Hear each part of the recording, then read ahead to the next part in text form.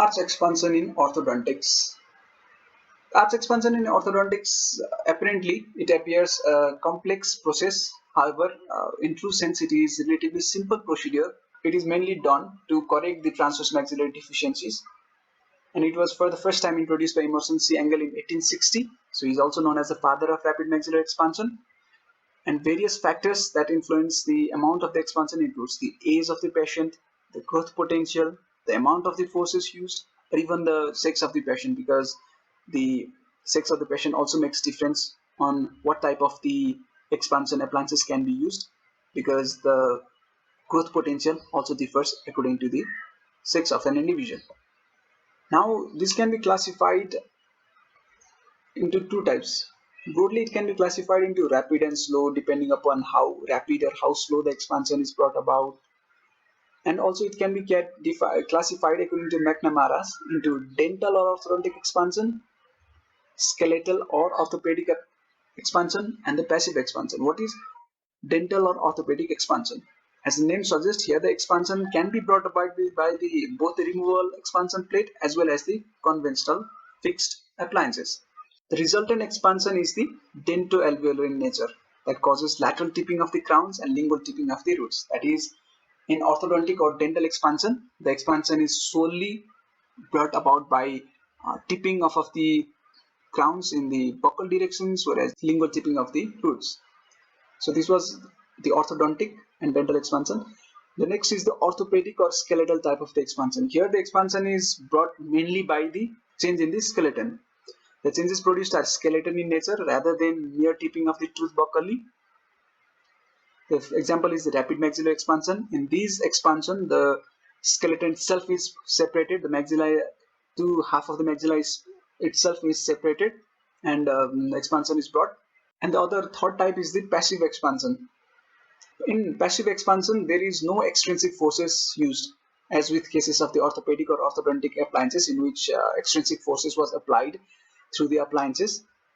Here in passive expansion, there is no extrinsic forces used, so it is called passive expansion, but rather the forces are generated from the intrinsic force itself, that is produced by the tongue. That is, how we can do is that we can shield the buccal and the labial muscles that is responsible for pressing the that is responsible for limiting the transverse growth of the maxilla.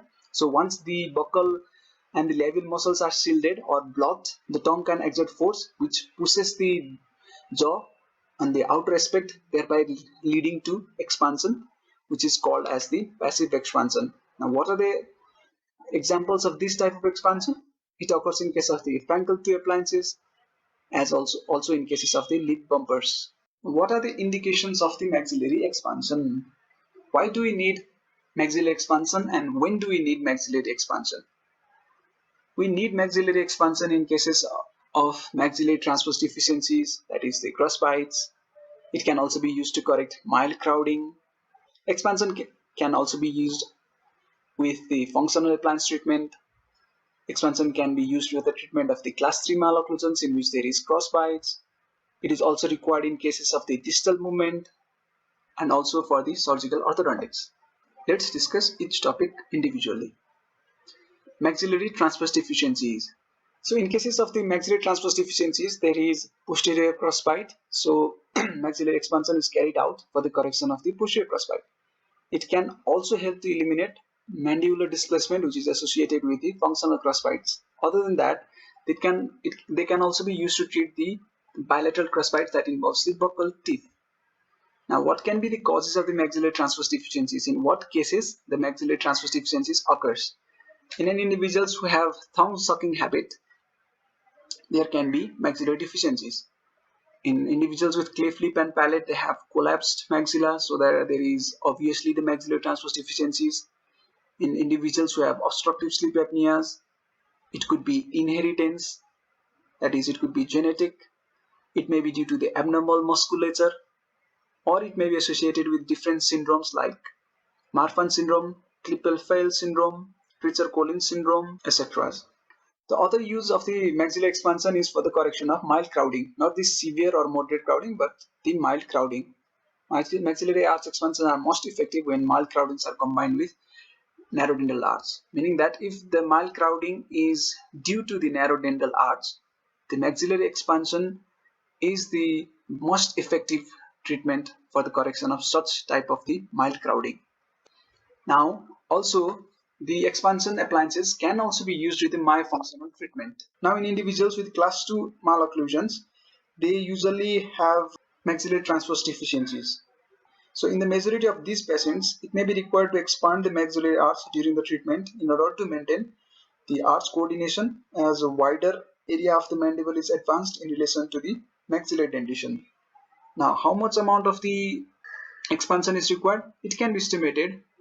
For its estimations, what we can do is we can ask the patient to move his mandible forward in edge to edge bite, and then we can note the size of the transverse discrepancies, how much transverse discrepancy is present before and after biting the tooth in edge to edge bite. So in this way, the amount of the expansion required can be estimated, and expansion can be used along with the myofunctional treatment. Like it can be associated with twin block if we incorporate expansion screw, functional regulator appliances of Frankel, or other appliances that can incorporate buccal seals.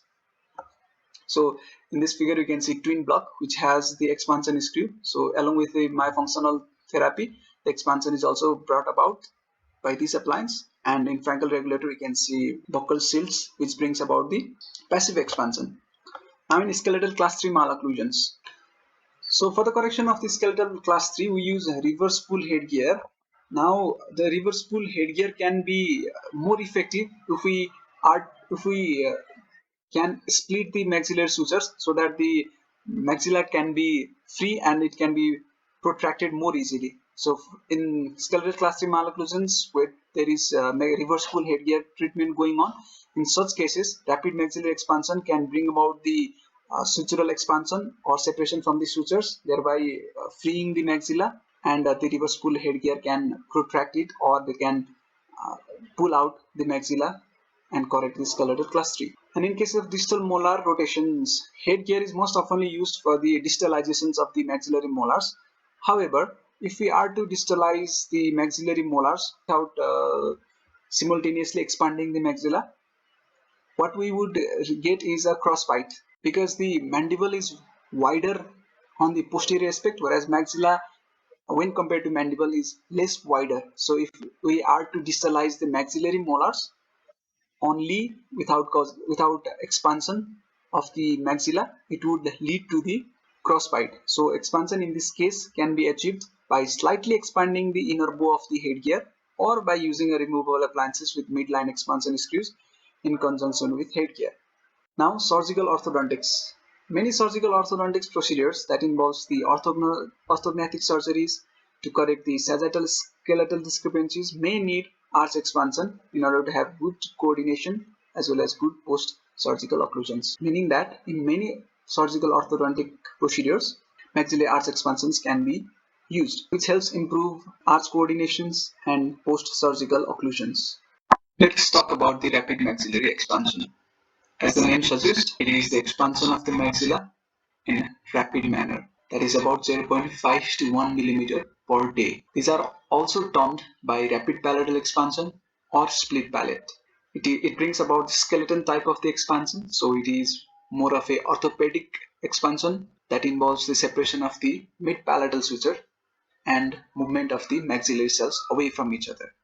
Now, mid-palatal suture is a common term that is given for the combination of the intermaxillary and the interpalatine suture. The rapid maxillary expansion was first introduced by Emerson C. Engel in 1860, so he is considered as a father of the rapid maxillary expansion. However, after it was introduced, it was not very popular and it was not accepted. Later, Korkos and Andrew Hess during 1950s reintroduced rapid maxillary expansion in orthodontic community. Prior to this, these rapid maxillary expansion techniques were used by the ENT surgeons. So this was an appliance that was invented by the Emerson C. Engel, and you can see here the diastema brought about by the expansion. Now, before understanding about how the rapid maxillary expansion works, we have to understand the anatomical aspect of the maxilla. Maxilla is a paired bone that articulates with the opposite member and various other bones including the frontal bone, the ethmoidal bone, nasal bone, lacrimal, vomer, zygomatic and the palatine bones. Most of the sutural attachments of the maxillas are present either at its posterior or in the superior aspect. That is, the most of the sutures that is present in the maxilla is either present superior aspect or in the posterior aspect, so that the anterior aspect has very few sutures. Because of the presence of the less sutures in the anterior aspect, the anterior aspects are free, which makes it vulnerable to lateral displacement. That is, it can be displaced laterally more easily than the posterior and the superior aspect of the maxilla. The intermaxillary and the interpalatine sutures are collectively called as mid-palatal sutures, as I've already told you that. The rapid maxillary expansion, it should be initiated prior to the ossification of mid-palatal sutures, because after the mid-palatal sutures has been ossified, the rapid maxillary expansion appliances cannot bring any expansion. Instead, it causes adverse effect on the maxilla, which we will discuss in later part. So in this figure, we can see the palatal aspects of the maxilla. The suture present here is the intermaxillary suture that connects the maxilla of both the sides, and the suture that is present here between the hard palate and the posteriorly soft palate, this is called as the interpalatine suture. So the interpalatine sutures along with the intermaxillary suture and the premaxilla is collectively called as the mid-palatal sutures. Other sutures that are present in the maxilla are frontomaxillary sutures between the frontal bone and the maxillary bone, nasomaxillary suture between the nasal bone and the maxillary bone, maxillolacrimal suture between the lacrimal bone and the maxilla, ethmoidomaxillary suture, similarly sphenomaxillary sutures, zygomatic maxillary sutures, and intermaxillary sutures. Now, various studies have been done to ascertain the age at which the mid-palatal suture ossifies. So it is important to know that at what age the suture ossifies, because the rapid maxillary expansions cannot be used after the mid-palatal sutures has been ossified. So according to Melson, these ossifications occurs at 16 years in case of the girls, whereas 18 years in case of the boys. And while most of the studies report a broad range of ossifications, that is about 15 to 27 years. That is, it can occur as early as 15 years of age, and in some individual it can occur as late as 27 years. So a patent mid-palatal suture is highly responsive to transverse forces, so that the rapid maxillary expansion can be brought before ossification, whereas ossified or interdigitated sutures that not only is unresponsive to non-surgical expansion, but it can also bring potentially harmful effects on the alveolar bone as well as in the periodontium. Now, what would happen if rapid maxillary expansion was carried out after the ossification of mid-palatal sutures or after the interdigitations of the mid-palatal sutures? So these are the points. First is rapid maxillary expansion in cases of the ossified mid-palatal sutures. They place the teeth in potentially unstable buccolingual angulations. As the skeletal expansion cannot be brought, it causes angulations of the teeth in buccolingual directions, which is also unstable. This is produced by lateral tipping of the teeth. At the same time, it also causes extrusion of the posterior teeth. The anchor teeth that are used in rapid maxillary expansion can be extruded as a result of rapid maxillary expansion. The other effect would be periodontal membrane compressions. That is, the periodontal ligament can be compressed, as well as the buccal root resorptions can be seen in the tooth. The alveolar bone can bend. Even fenestrations can be seen in case of the buccal cortex. Palatal necrosis can be seen because of the pressures that is created by the rapid maxillary expansion. And there is inability to open mid-palatal sutures because the mid-palatal sutures has been ossified, and this results in pain and instability of the expansion even if it is produced. So this was about the harmful effects of the rapid maxillary expansion in patients with ossified or interdigitated mid-palatal suture. Now, what are the stages of the mid-palatal suture development? So understanding about the mid-palatal sutures, the stages of the development of mid-palatal sutures can be divided into 3 stages: the infantile stage, juvenile stage, and the adolescent stage. In the infantile stage, it is Y-shaped and these are not fused. And as the child grows, the upper portion, that is Y portion, they flatten out. So we can see in this figure it is relatively flatter than this. And the vertical portion of the suture, they begin to curve on either side. And in the adolescent stage, as we can see, maximum interdigitations and maximum curvatures can be seen, making them impossible to separate using rapid maxillary expansion appliances. So now, when do we carry out rapid maxillary expansion? Rapid maxillary expansion can be carried out either for dental or medical purposes.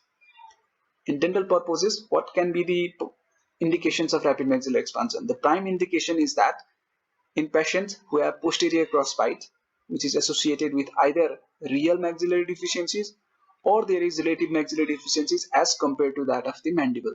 So in those cases, the rapid maxillary expansion is the prime indications. Other than that, it is also indicated in patients with cleft palate who have collapsed maxillary arch. In cleft lip and palate patients, the maxillary arch is usually collapsed so that there is transverse deficiency in the maxilla. So in those cases, rapid maxillary expansion is also indicated.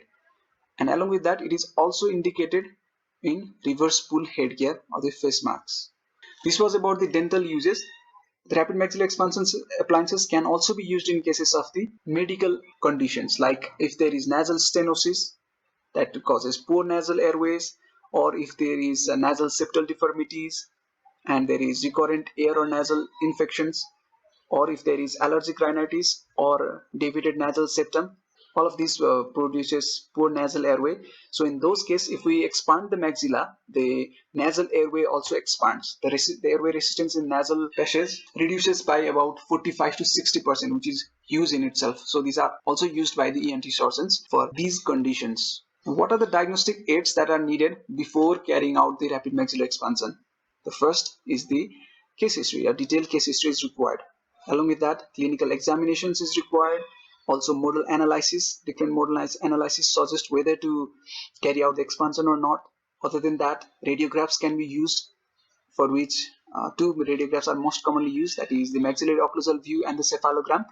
These radiographs show how much expansion is required. Now, what are the effects that can be brought about by the rapid maxillary expansion? Now, suppose if we carry a rapid maxillary expansion in a patient, so what are the changes that we can see? So the changes can be listed under different headings. The first is the maxillary skeletal effect. In maxilla, when rapid maxillary expansion is carried out, it causes splitting or opening of the mid-palatal sutures.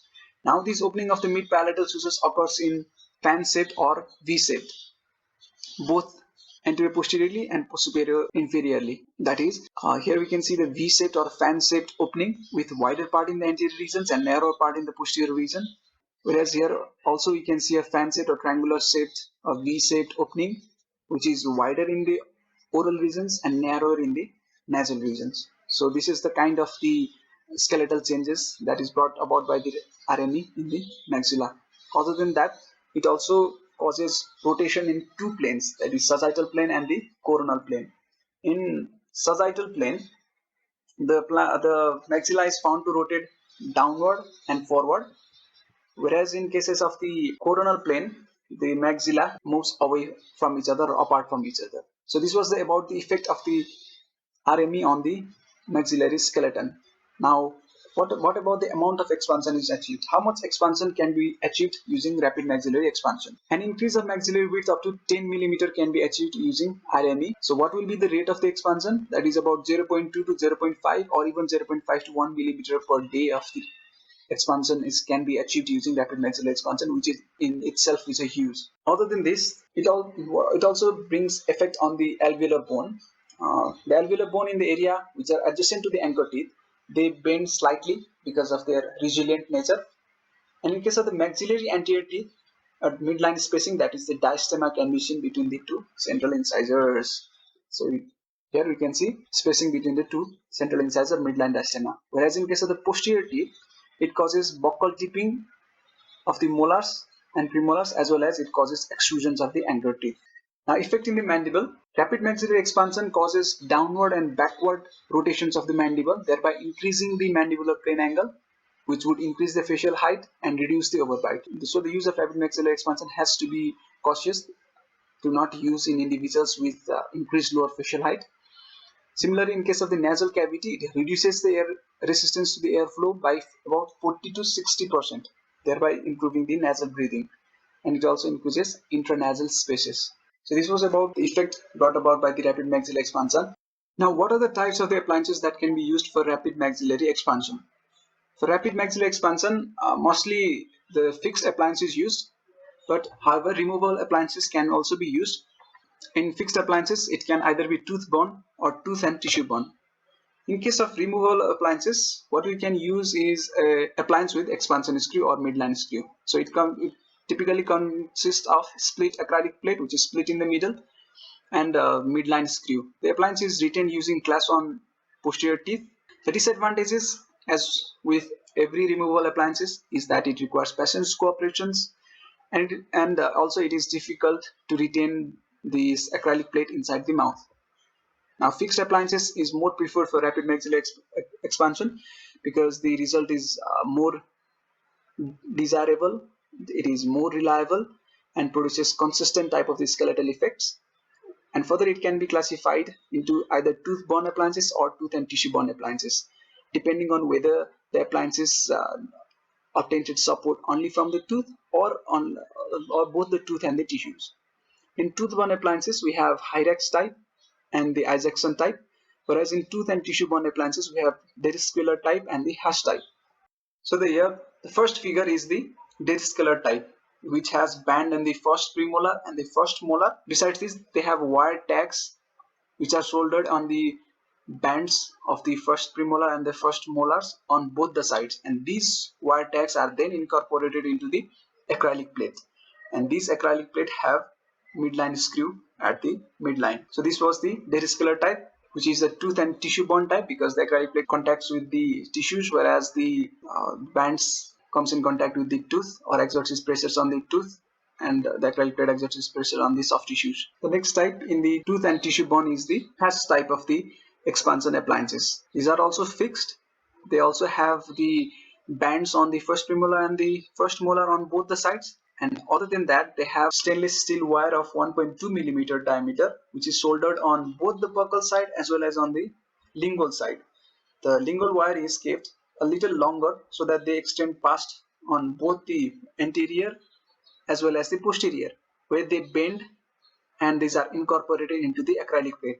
These acrylic plates are not present in rugae area in both the sides, and they have split acrylic plate at the middle with midline screws. The next type is the Isaacson type of the expansion appliances. This is also called as a Minne expander because it was developed at University of Minnesota Dental School. The first here, also the first molar and the first premolars on both the sides are banded, and instead of using wire, a metal flange is used on the lingual side as well as on the buccal sides on both the sides of the tooth. And the expander consists of the coiled springs. So you can see here coiled springs that have a knot that can compress the spring. Now, how do we activate this? The expander is activated by closing the knot so that the spring gets compressed and the expansion is possible. So this was the Isaacson type of the expansion appliance. Now the Hyrax type of the expansion appliance. Now this type of the rapid maxillary expansion appliance have a special type of the screw, which is the Hyrax, that is hygienic rapid expander. The screws have heavy gauze wire extensions that are adapted to follow the palatal contours and are soldered onto the bands that are present in the first molar and the first premolar, as shown in the figure here. Now, the Hyrax expander can also be of two types. One is the banded, the other could be bonded. Now, what are the difference between banded Hyrax and the bonded Hyrax? In banded Hyrax, as the name suggests, they have bands in the first premolars and the first molars. The advantage of having band is that the oral hygiene is facilitated. That is, the patient can maintain oral hygiene because gingival coverage is limited. That is, if the band does not extend deep into the gingiva, so that oral hygiene can be practiced. However, the main drawback of the banded type is that it requires more chair side time for the dentist, and also precise wire bending and solder is also essential in cases of the banded. So these are the drawbacks of using banded Hyrax. Now comes the bonded Hyrax. It comprises of an acrylic cap splint that covers the posterior tooth. As you can see in this figure, here is the bonded type of the Hyrax that have the acrylic cap that covers the posterior tooth on both the sides, and the arms of the Hyrax are attached to the cap splint on either side. So the arms of the Hyrax, these are attached on these cap splints on either side of the tooth. The bonded appliances requires limited chair side time, unlike the banded, so it is more preferable, and also requires only 2 appointments. Here the occlusal acrylic coverage is about 1 to 2 millimeter thickness, and is usually kept about 1 millimeter short of the gingival margin so that patient can maintain oral hygiene in bonded type as well. Because as there is buccal capping, or as the posterior teeth are covered with the acrylic cap, the drawback of the rapid maxillary expansion, which was the extrusion of the molars, so this can also be prevented using bonded Hyrax type. So that is, the buccal capping is thought to limit the extrusion of the molars during treatment, therefore improving the overbite control, which if it was not used would lead to the extrusions of the posterior teeth and leading to open bite or reduction in the overbite. An alternate design in bonded type of rapid maxillary expansion would be to have a splint that covers variable number of the teeth, not all the teeth, on either side, to which the jack screw is attached. Now these splints that is used can either be of the cast cap splints, which can be made of the silver copper alloys, or it can be made from the acrylic. A wire framework may be adopted around the tooth to reinforce acrylic. So here we can see acrylic splint is given. So along with the acrylic splint, a wire framework that runs around the teeth can also be incorporated so that better support is obtained. And these splints are bonded to the tooth using glass ionomer cement. So these are called bonded type of rapid maxillary expansion. So the bonding can be either glass ionomer cements or any other adhesives after etching of the tooth that are to be bonded.